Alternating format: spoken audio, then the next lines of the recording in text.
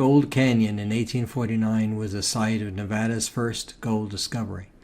And what we are going to do today is explore the last mile or so of canyon from a prospector's point of view.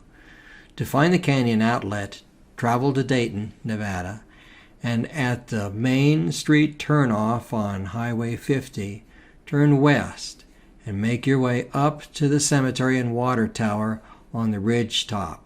The water tower is easily visible, and finding it should be intuitive.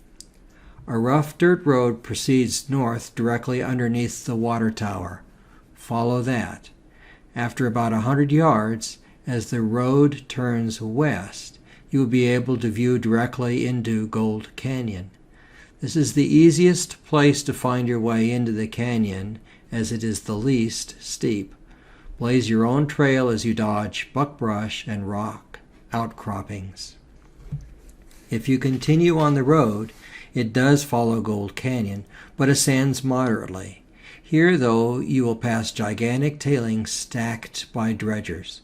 Clearly, an ancient riverbed passed over this area millennia ago, as the presence of water-worn rock will show. I have metal detected some of the cuts into the river channel made by the dredgers, but have only recovered very small flakes. You will need to access the bedrock for bigger particles, and no bedrock is visible.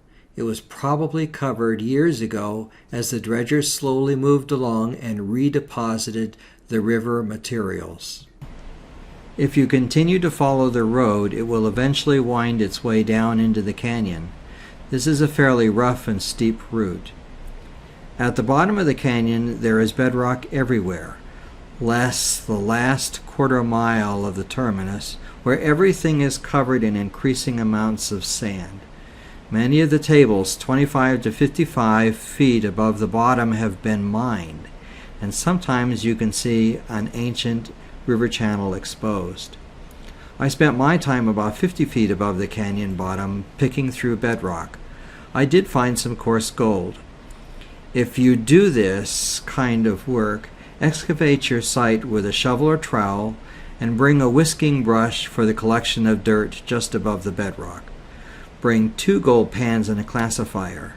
Dry pan your work in one pan, and then in the second pan add water to inspect your finds. A small crowbar would certainly be useful, but not completely necessary. Dry washing would certainly work also, but you will need to add this to the armamentarium above. Many people have been through the creek bed, and you will have less of an idea if that area has been touched than prospecting above, as water runoff will be much more pronounced. A final note.